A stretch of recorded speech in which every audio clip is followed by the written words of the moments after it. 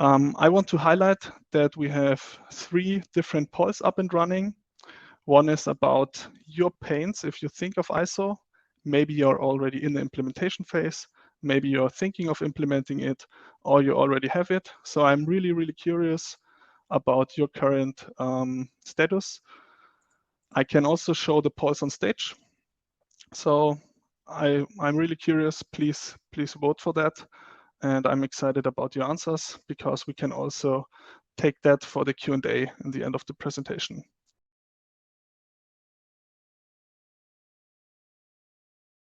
My name is Fabian. I will talk about ISO 27001. And first of all, a few facts about myself. I studied computer science in the south of Germany. After that, I was an IT administrator in an automotive company. And there I already had my first touch points with compliance frameworks and information security standards. I wrote my bachelor thesis about the topic of ISO 27001, an IT service provider called Skaltel Group. It's one mother company with 3 subsidiaries. The company got certified in the first 9 months, and I was the CISO and the IT responsible from day 1 after studying. And in 5 years, the IT grew up to 15 persons. I was responsible for the classic IT team, I would say. And there I also had my first touch points to Microsoft 365 already. That's why I'm also here and talking about compliance in terms of Microsoft 365 and other cloud services. And after being audited for 5 years and implementing security frameworks for 5 years, I changed the lanes. So I got an auditor by myself for LIPA, a corporate enterprise group with around 50,000 employees worldwide and over 140 subsidiaries. We did on-site compliance and IT security checks and audits, pen tests, etc. Also more system checks like a current or a common audit has. And I was responsible for the auditor role around 50% of my time. And I was responsible for the global Microsoft security strategy for the LIPA group.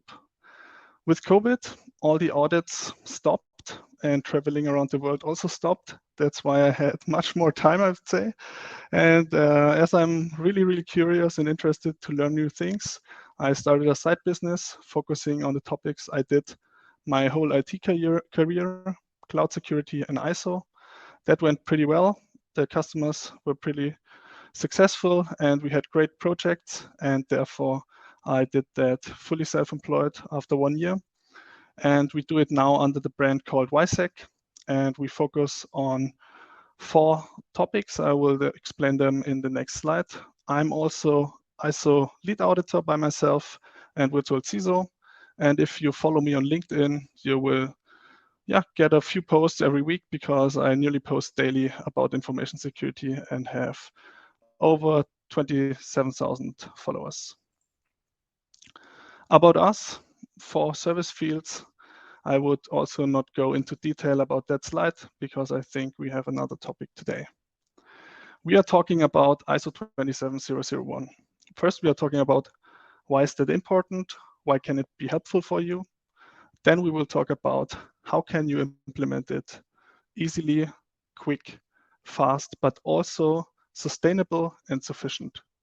And then we will go into details about the what, and the what also covers the controls and measures you can implement. I want to highlight that we have 3 different polls up and running. One is about your pains if you think of ISO. Maybe you're already in the implementation phase, maybe you're thinking of implementing it, or you already have it. So I'm really curious about your current status. I can also show the polls on stage. So I'm really curious, please vote for that. And I'm excited about your answers because we can also take that for the Q&A in the end of the presentation. The other polls, I won't highlight them on stage. You find them in the meeting section under the polls section.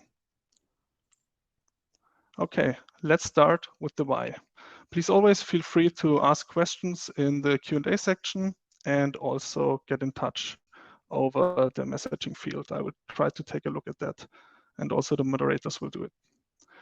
Why is ISO important? We will not talk about the details of ISO. What is ISO? How was it created? Where is it from? We will just talk about why is it important, how can you implement it, and what do you have to do. First of all of us know that the current threat landscape is growing and growing. We have ransomware attacks everywhere. Every 13-year-old child is able to automate ransomware attacks via the clear web, and security is in the news every day. ISO also helps you to harden your systems and get security in place according to best practices. That's why it's currently not only important for companies to do it by themselves, but it's more and more required from customers. So they want to see that you are certified, they want to have some kind of assurance, and yeah, it just overall also helps you to get better and improve with your security status.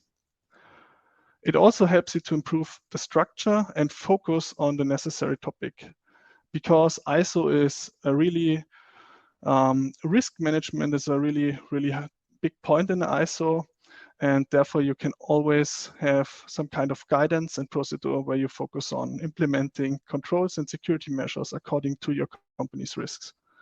And it helps you to avoid fines. We all know GDPR, but more and more laws are coming in place. NIST 2 is a really highly discussed topic. In Germany, we also have laws like Contra G or Geschäftsgeheimnis, and all of them require some kind of information classification, information security, risk management, and protection of sensitive data. And that's not the only point.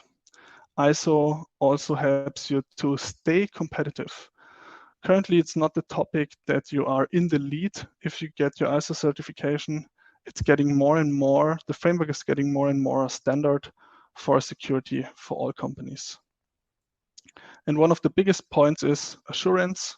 In the end, you get a certificate and it can be on your website, it can be handed out to customers, and it also simplifies a few processes. For example, sales process. And that would also be the next slide. Maybe you've already had it. If not, don't wait too long.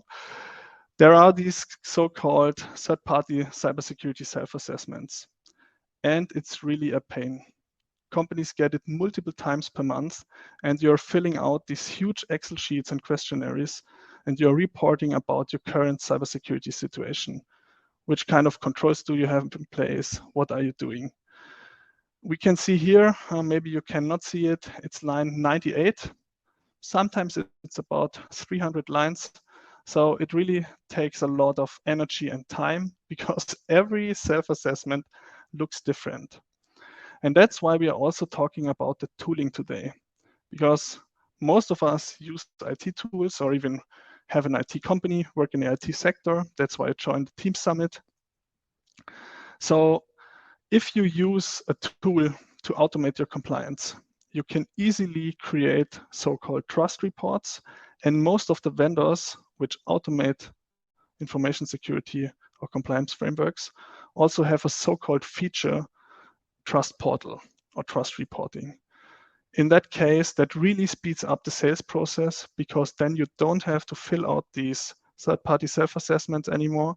And that's one of my first hints for you.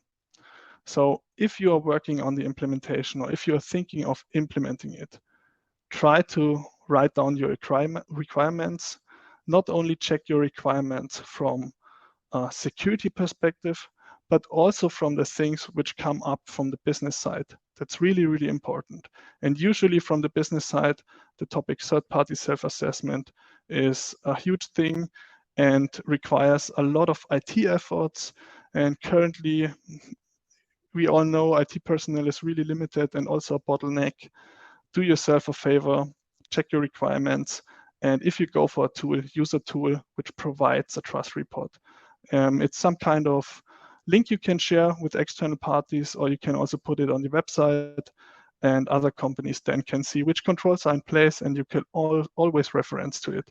You don't have to fill out these vendor questionnaires anymore.